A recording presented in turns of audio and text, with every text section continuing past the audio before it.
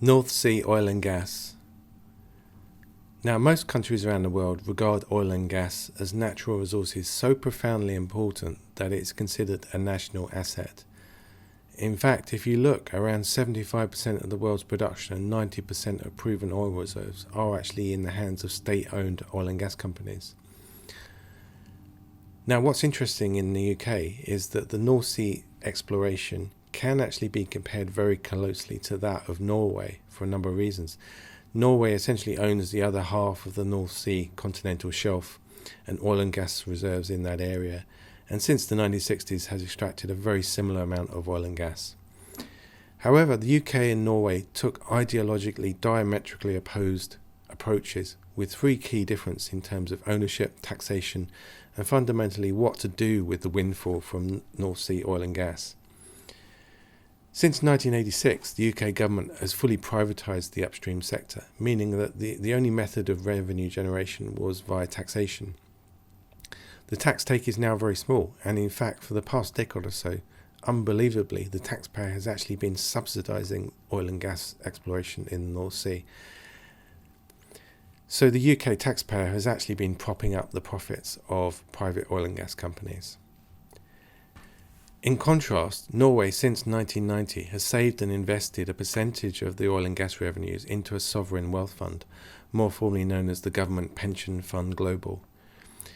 Notably, Norway now has a $1.3 trillion sovereign wealth fund, worth about $250,000 for each Norwegian citizen, and it's the largest sovereign wealth fund in the world. Saudi Arabia, the UAE, Kuwait, and Qatar have all placed their oil and gas revenues in similar sovereign wealth funds. However, because the UK privatised its oil and gas industry, what has the UK got to show for its North Sea windfall? In short, very little.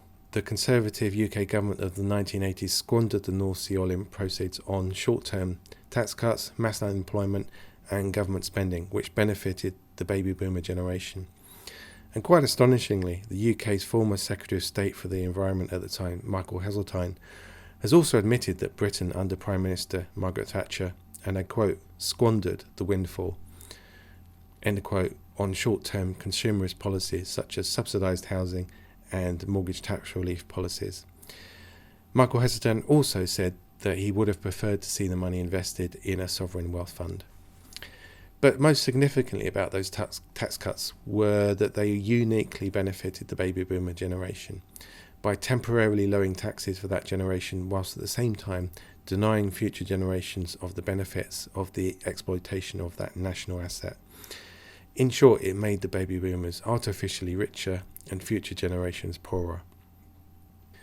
Look at it this way. It speaks volume about our deeply entrenched and dogmatic free market ideology in the UK, that whilst the oil and gas companies are making massive profits from the oil price rises during this inflationary period in 2022, the masses suffer a cost of living crisis due to those rocketing energy, food and transport prices. It was only under intense public pressure did the Conservative government in May 2022 announce a profit levy, i.e. a windfall tax in all but name. So how much is the intergenerational theft of North Sea oil and the squandered revenues? If we assume the figure we could have had if we had put it into a sovereign wealth fund, which is the £930 billion we calculated earlier, minus the revenues we actually gained in taxation in the 80s and 90s, which was around £400 billion, the intergenerational theft therefore is around £515 billion. Don't forget to press like below and to subscribe to the YouTube channel Intergenerational Theft. And don't forget also that the full report is available to download for free from the website www.intergenerationaltheft.org. Thank you very much.